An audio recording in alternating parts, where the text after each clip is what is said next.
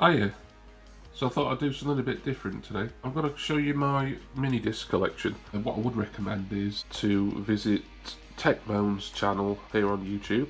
He goes into a lot of detail about the origins of MiniDisc and how the format works and his experiences with the technology. So without further ado, I've waffled enough. My pre-recorded MiniDiscs, these are kind of in a chronological order, sort of.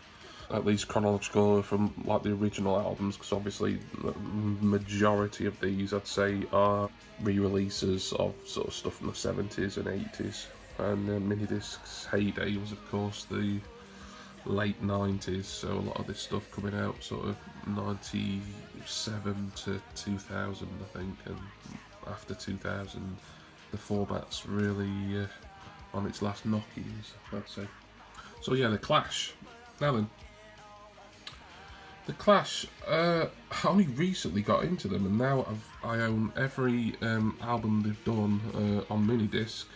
There's one that's notable by its absence, I'll get onto that in a moment. I can't believe that I didn't get into The Clash until I was nearly 38 years old, because, wow, great band. I think I always had it in my mind that because I didn't like the big hit, you know, when Should I Stay or Should I Go was re-released, and I didn't particularly care for it in the early 90s. I kind of dismissed them as you know, just some sort of old punk band that I wouldn't be that interested in, but I really like them, and all these albums here are great. I mean, well, I'll show you, it'll be a good excuse to have a proper look at a MiniDisc. Let me see if I can get it into shot there. So yeah, this is the debut album of The Clash, restored in 1999 its original artwork apparently. There we go, as you can see, it looks a lot like a cassette, a bit wider. Incidentally, the storage racks that I've used, they are cassette racks. As long as you don't mind your MiniDiscs poking out, protruding should I say, then audio compact cassette racks are perfect for housing and displaying MDs.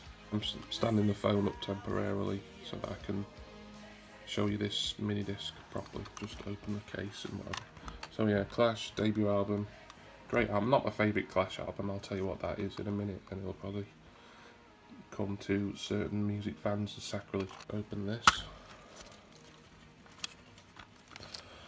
And there we are. So yeah, that is pretty much all pre-recorded MiniDiscs look like. It's got like a good quality sticker on the front. You can just see the MiniDisc logo there near the top left, next to the arrow. On the side it has the name of the artist and the album printed, in this case The Clash, UK version in parentheses. On the back, nice printout of the track listing and the label, logo, all the numbers that are important, you know, for copyright or whatever, I don't know. So there we are. So that's not the first MiniDisc I've got. I'll tell you the first MiniDisc I've got shortly. So yeah, we've got all The Clash here. The first album, Give 'Em Enough Rope, London Calling. That was difficult to find that for a while, and then suddenly quite a few came along. Sandinista, that was originally on vinyl, a triple album. It's a double album on MiniDisc. Combat Rock, which many people consider to be the proper final Clash album, it isn't. That honour would go to Cut the Crap, which is my favourite Clash album. It's not been released on MD. It won't be released on MD obviously, because nobody releases on MiniDisc anymore apart from the occasional small indie run or some sort of retro campaign. This is England off Cut the Crap. Wow, how did I not discover one of the best singles of all time until mere months ago? And some Clash compilations, pretty much all of them really, got released on MD. The Story of the Clash Volume 1, basically greatest hits. Yeah, it's a 2MD. There you can see when it's a 2-disc set, you will get the 2MD notifier just there on the left. The singles, basically a stripped down version of Story of the Clash. Super Black Market Clash, which is B-sides, rarities, and this was the first Clash mini-disc that I bought because it was going cheap. From Here to Eternity Live, which is a collection of various live performances. So yeah, the Clash, I've only really got into them just this year. Wish I'd discovered them years and years ago and ignored Should I Stay or Should I Go, which features on obviously 2 or 3 of these. Rock the Casbah was alright, but it felt a bit novelty and gimmicky to me, which isn't always a bad thing. But, so there we are. So that's the Clash part of the collection. So we move on to Depeche Mode. Now, Depeche Mode, the singles 81 to 85, there's actually 2 MD releases of this. And if you're lucky to find one of them, then you're doing well. Ignore the crack in the case there. I mean, a lot of mini-disc cases obviously suffer from similar issues to CD and cassette cases in the fact that they're relatively cheaply made and they don't weather certain storms. So yeah, Depeche Mode, like Depeche Mode for many years. Did have this album years ago on compact disc. As soon as I found out it was on mini disc, I wanted it. So either version is the mini disc version with the original artwork, which, if I recall, is 4 Depeche Mode guys: Gore, Wilder, Fletcher, and Garn. Look it up, you'll know it.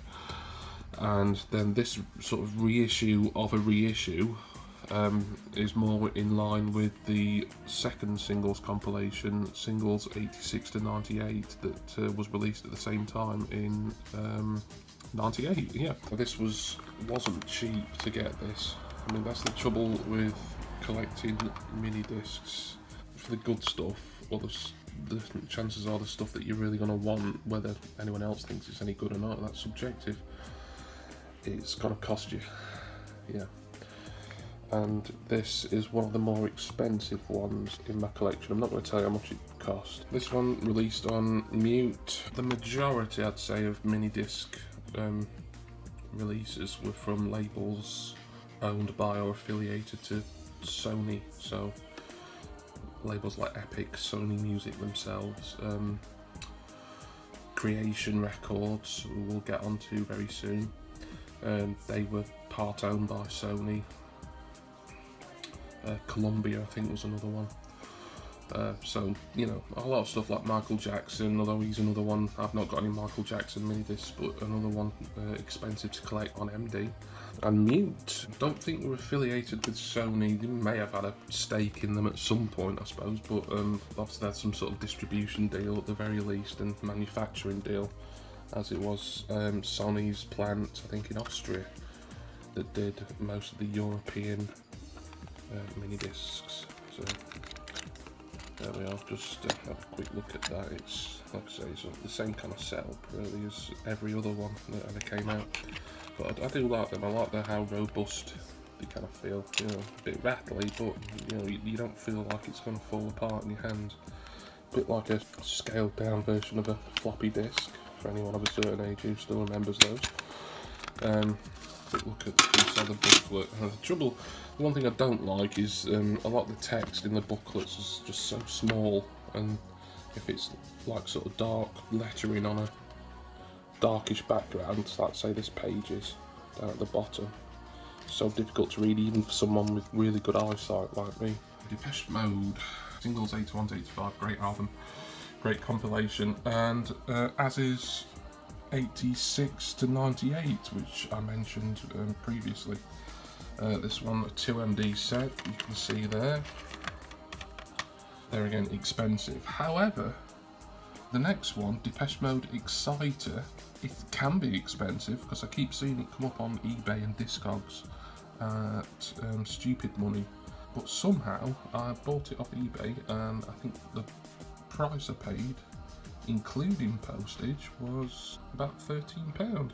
And there's nothing wrong with it. I mean, it's not in immaculate condition, but it's fine. It plays fine, looks great on the wall, and somehow I got a bargain there. I'm not quite sure how. Not a brilliant album, There is Depeche Mode MDs missing from this collection. The other two that were released by Mute on MD were Violator from 1990, which of course has the classic Enjoy the Silence on it, and also Personal Jesus, World in My Eyes, great period for the band. And 1993's Songs of Faith and Devotion, which I wouldn't rate the singles on there. Condemnation's alright, a bit gospel-y. Obviously some of these singles I've already got on MiniDisc because they're going to be on this album. Those two I don't own. They've sort of come round a time or two on eBay and they've been at absolutely batshit money, seriously. So I'm still keeping my eye out and hoping for a bargain one day, or at least to pay a price that, well, would be pretty high for collecting music, wouldn't break my bank personally. So yeah, so Depeche Mode. So we go on to Enya. I like Enya, I don't care how unfashionable it is to say, I think she's great. I own all the available Enya albums on MiniDisc, which is Watermark, not cheap. Shepherd Moons, not cheap. That was one I imported from Italy. It's not an Italian release, I think it's just a general European release. And Day Without Rain were the three that came out on MD. There is other Enya albums, but they never came out on this format. I do like Enya, just sort of as like chill out music, you know. I'm into kind of Celtic tinged music as well. She's not fashionable, she's not going to be fashionable unless of course the Fugees are sampling her. Just show you quickly one of the Enya MDs. There we are, Watermark, nice condition, it stands need to be, what I paid for it. There we are. So Oasis now then, it's Oasis I've got to thank, as well as I'd say Tecmo and one or two other sort of more minor factors. But it's Oasis I've really got to thank for getting me back into MiniDisc after all these years and to start a more comprehensive collection. As you can see there, I've got all the Oasis albums that are available on MiniDisc, and the rest I have on CD because I do like Oasis. Well, I say I like Oasis. I like sort of prime Oasis, but really a lot of the later stuff I have got more sort of because I'm a completist or obsessive compulsive disordist. In chronological order, and definitely maybe this one is an American release. You don't get many American MiniDiscs, certainly not going for the price this was going. This was around £20–25, which for this album, because it doesn't come up on eBay very much. I think Discogs, you might get more luck generally. So yeah, Epic, it's an American one. It's exactly the same as any of the other versions of the album. And then, What's the Story, Morning Glory, my favourite Oasis album personally. This one is an original creation MiniDisc.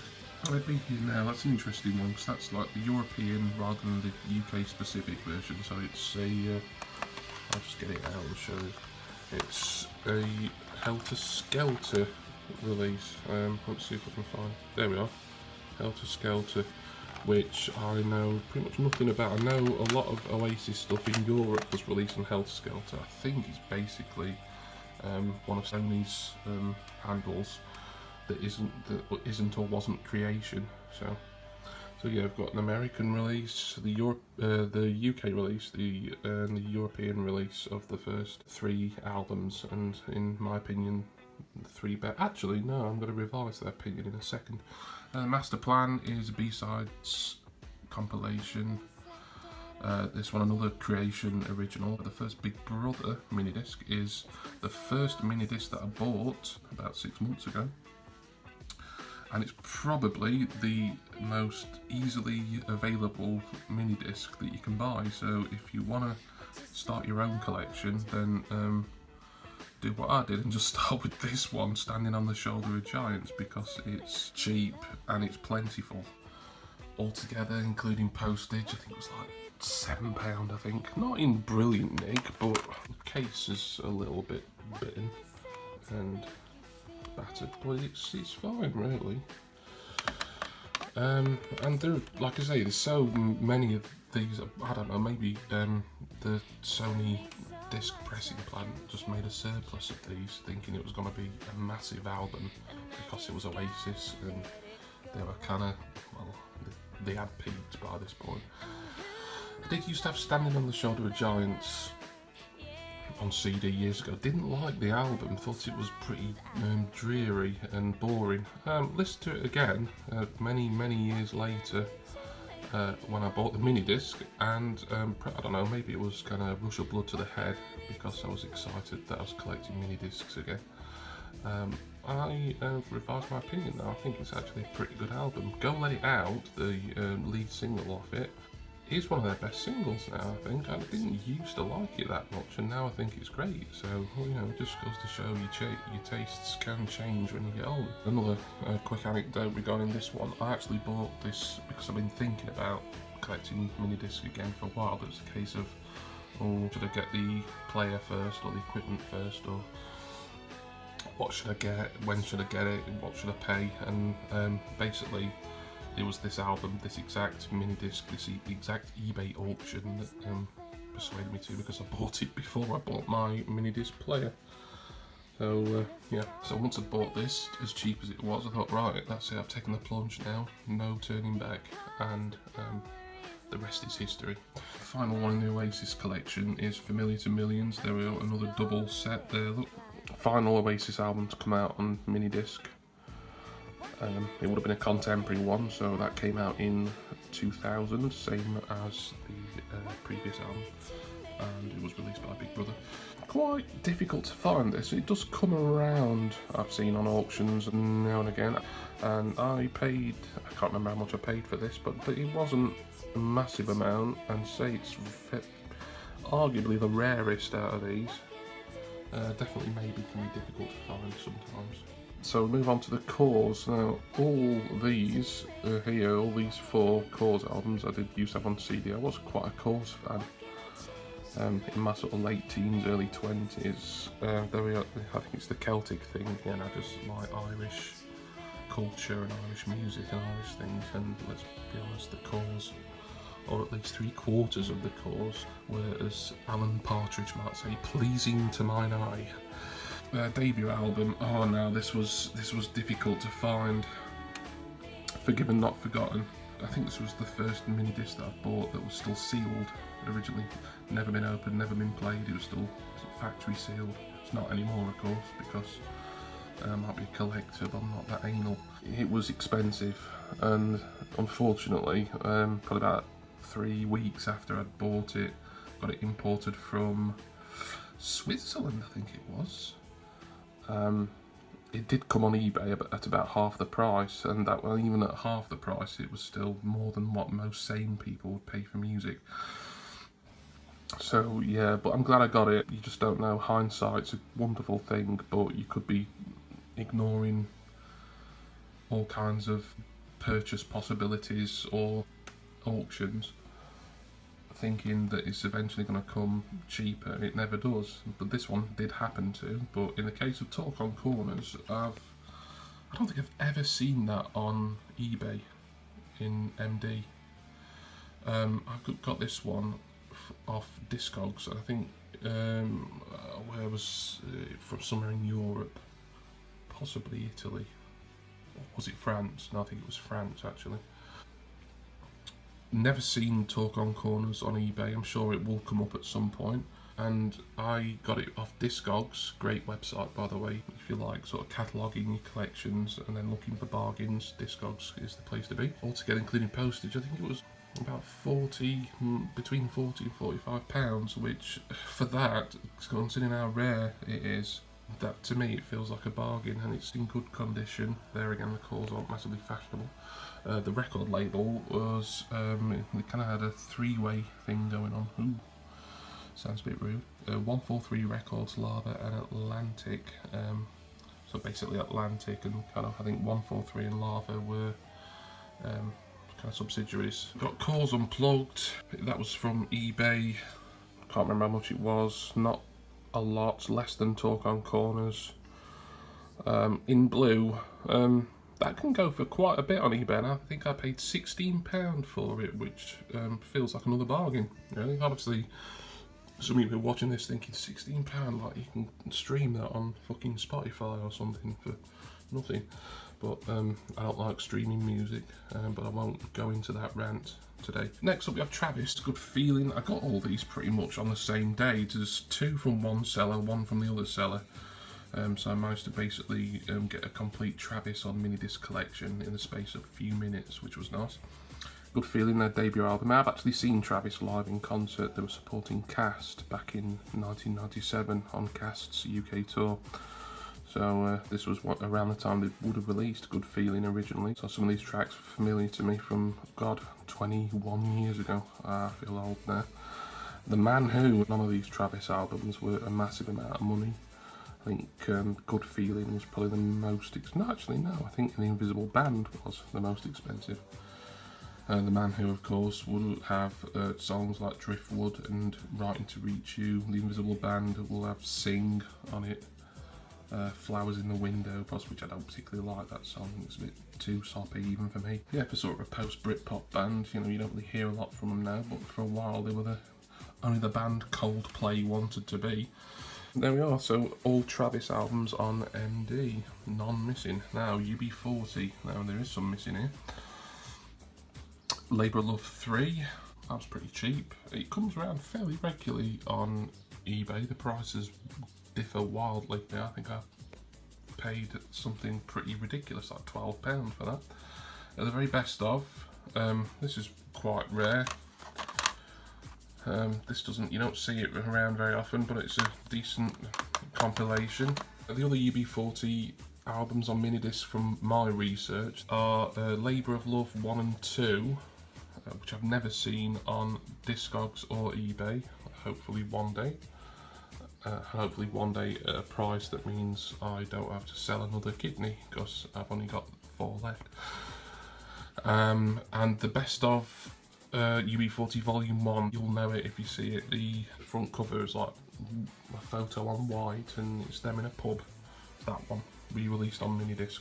So there again, not seen it for sale anywhere, but it is out there somewhere. Just move up to this bit now before I go back to the racks. Ladies and gentlemen, George Michael double set. And these double sets, this one and now 43 next to it, are the ones where they just put 2 single MiniDisc cases together in a slip case.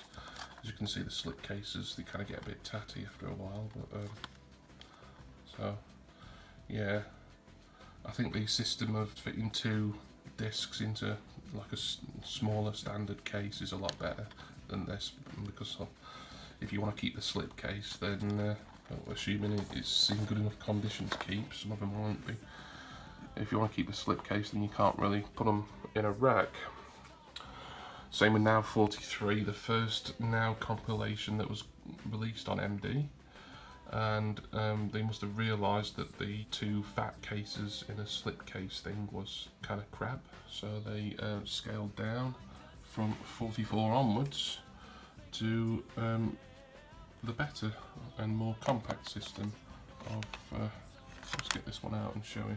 There we go, first MiniDisc, nice little booklet. There again, small text, but compared to some of the booklets that I've got, fairly easy to read.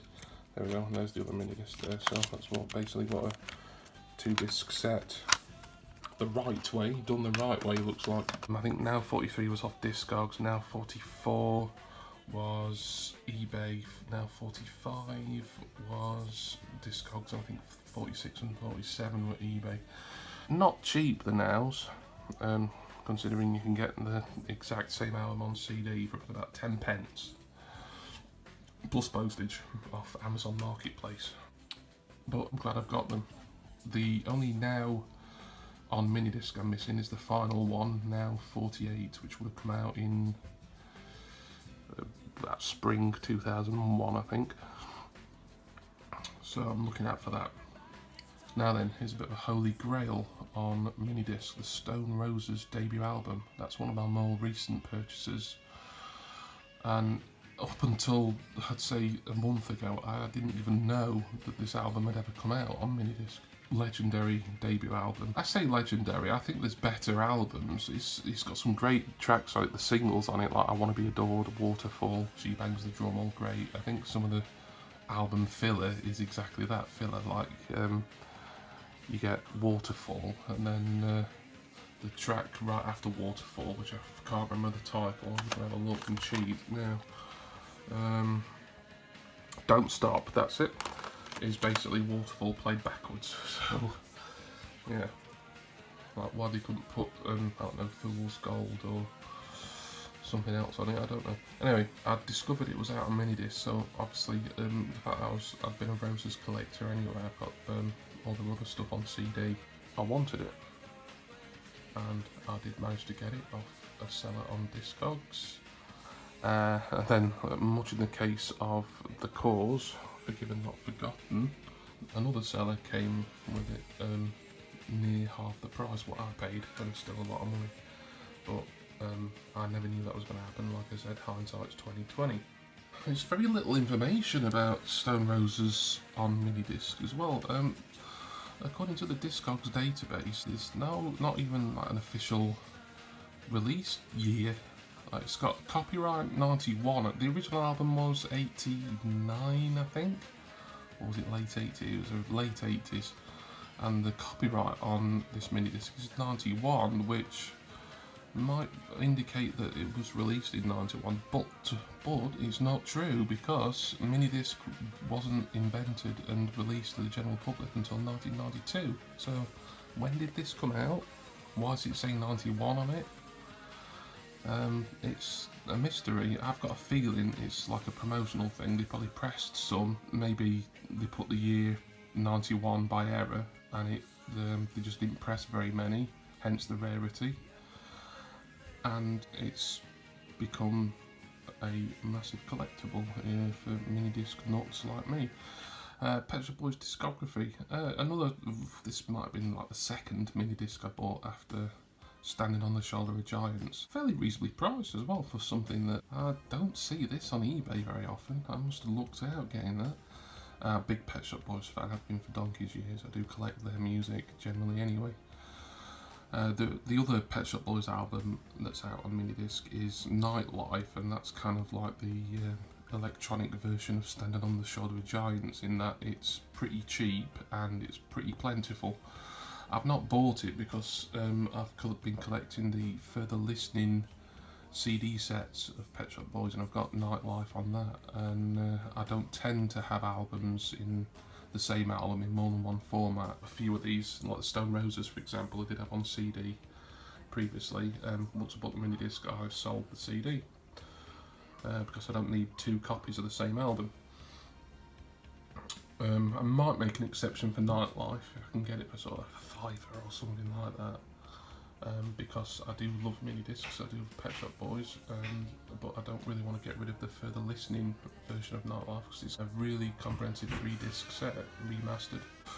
So yeah, Pet Shop Boys discography originally came out on CD, cassette, vinyl, blah blah blah, 91, so you're not going to get anything ultra modern from Pet Shop Boys on there. The MiniDisc itself would have been, I don't know, late 90s, sometime maybe mid 90s actually. Saint Etienne, So Tough, Heavenly MiniDisc, like you've got the Heavenly logo, and then you've also got a Creation Records copyright notice as well. So this is a great album. I wish there were more Saint Etienne albums on MiniDisc because they're a band that I do like them. I've sort of liked them for many years, but I've not collected them, and this is the first Saint Etienne album of any sort that I've ever got, and it just makes me want to get all the rest. And there's a lot of them because they've done a lot of compilations and mixed tape type things as well. It's the only one on MiniDisc, so if I want to collect anything else it's going to be on CD. Before anyone asks, no, I do not own a record player. I wouldn't mind one ideally, but I've discovered that MiniDisc collecting is even more expensive than vinyl collecting.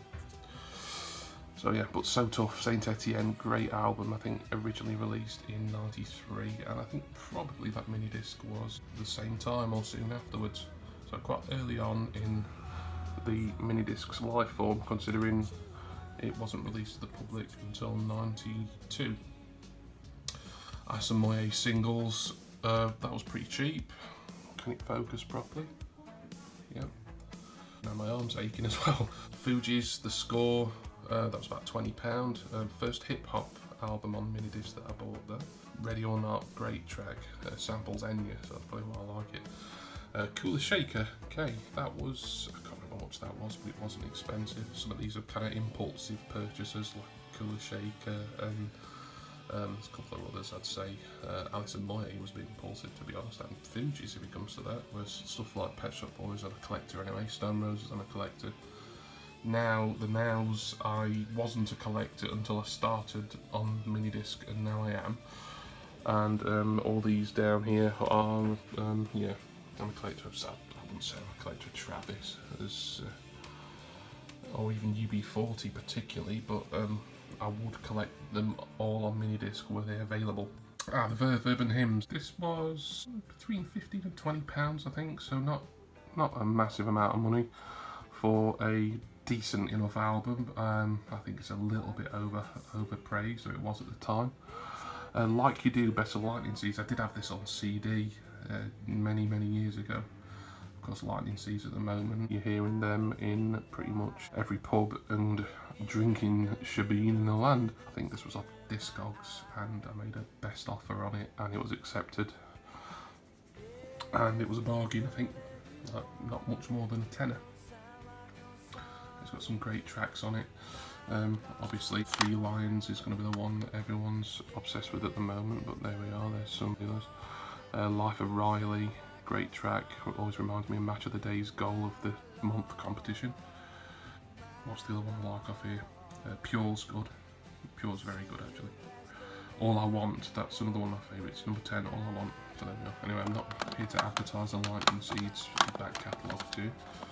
Pra's Ghetto Superstar, this is another one of the cheapest I've bought. I think excluding postage, or even including postage, it was under a tenner.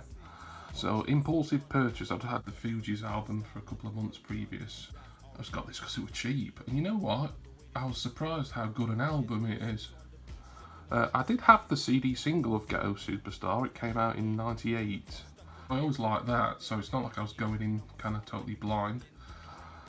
But Pra's Ghetto Superstar, the album, the one negative I'd say is there's kind of a gimmick on it where so purportedly Pra's celebrity friends are leaving him antiphone messages, and there's just like about 3 tracks of kind of lo-fi antiphone messages on, and it kind of gets annoying after the first one. But other than that, some good stuff on there. There's a song on here, I think it's called What You Wanna Do, I think. It samples The Culture Club, which I didn't think would work, but it does. So you can see that, oh, the text on here is awful to read. It's like a really sort of dull shade of red on a duller shade of grey. Yeah, What You Wanna Do, that's what it's called. Twisted Tenderness Electronic. Now, I'm a big New Order fan, anyone who knows me knows that anyway. This is the only New Order related thing on MiniDisc, like only one. Nothing else New Order related is out on MD, at least not to mine. If anyone can correct me on that, then please do so in the comments or on Twitter at @OJimmyBarnes. Yeah, Twisted Tenderness, Electronic's third album, not my favourite. It got praised at the time because it was like on the back of the post-Britpop boom thing, so it was more guitar oriented, whereas I like more the sort of electronic Eurodance. If I was a bird, I'd be taking my handbag to the club type of deal. I wouldn't be. If I was a woman, I'd still be the same eccentric git that I am now, I think, just with tits and a fanny. But, so yeah, Twisted Tenderness. When I found out this was on MD, I had to have it. There again, I had it on CD, but I wanted the MiniDisc, and I sold the CD once I'd got this, and that's pretty much all there is to say about it. Getting near the end now, as you can see. Moby Play, that is my latest edition. I received that literally 2 days ago. I'd been looking for it for a while. The prices I'd seen generally tended to be around the sort of £40 to £50 mark, which no, I thought. And this one, and I really should be able to remember how much I paid for it, given it's my most recent MiniDisc purchase. I think including postage. I think it was about £13, I think, £13.50, something like that. So a bargain, really. Impulse purchase there, shared greatest hits. So that's surprising, the amount of stuff on there that I actually enjoyed. Like, that's another really recent. I think I've only had that about a week, and same as the Bond one, which I'll get onto in 1 second. Yeah, surprising amount of share stuff that I actually quite liked. I mean, there's some dross on there. That Loveful Builder Bridge duet with Chrissy Hine and Naomi Cherry. That's kind of dreary. And there's other things on it. It's kind of like sort of it's her attempts at doing cliched 1980s stadium hair, wuss metal kind of deal. But it's kind of a guilty pleasure. Yeah, that's a decent greatest hits album. I think that came out in *99. This will be an original release, no doubt, on the Weah/Universal, or WEA. I always call it Weah for some reason, as in George Weah, the Liberian president and former footballer. WEA Universal, and on the Sony label, I think, or one of Sony's affiliates, is The Best of Bond, James Bond from 1999. Obviously it doesn't have anything after 1999 on it, so you're not going to get Die Another Day by Madonna, which is no sad thing, because that was pretty crap and the film wasn't very good either. And you won't get Theme for Casino Royale and all the Daniel Craigs that followed it. But you do get Sheryl Crow was the most recent one on it. You don't get Garbage. The World Is Not Enough. I'm a Bond fan, by the way. That's why I'm rambling on about James Bond themes a bit too much. So that is my mini-disc collection in its entirety. Obviously I'm hoping to add to it. There's not a lot of space in that rack, but I'll do some shifting about and maybe put some more up. Like I said, there's not a lot left that I'm desperate for. I want the other two Depeche Modes. They're kind of top of my wish list, but at a reasonable price. I wouldn't mind the other three UB40s, but there again, only if they're fairly reasonably priced. I do want Now 48. I don't know how much I'm going to pay for that when I do see it. I'm just going to have to take it as it comes, really, but it's kind of the one that's missing, really, so I do want that. Nightlife by the Pet Shop Boys is something I may add at some point, but I don't need it. And there might be some cheapo impulse purchases along the way in the lines of Praz, Cher and Alison Moyet. So that is my mini disc collection. Thank you very much for watching. Subscribe to my channel. Maybe I'll do another collection video at some point, because I've got a lot of CDs to show. Some interesting bootlegs and live concerts and things that you probably won't have seen before, so maybe we'll do that another time. But until then, this is Jimmy Barnes saying thank you very much, and I'll see you next time.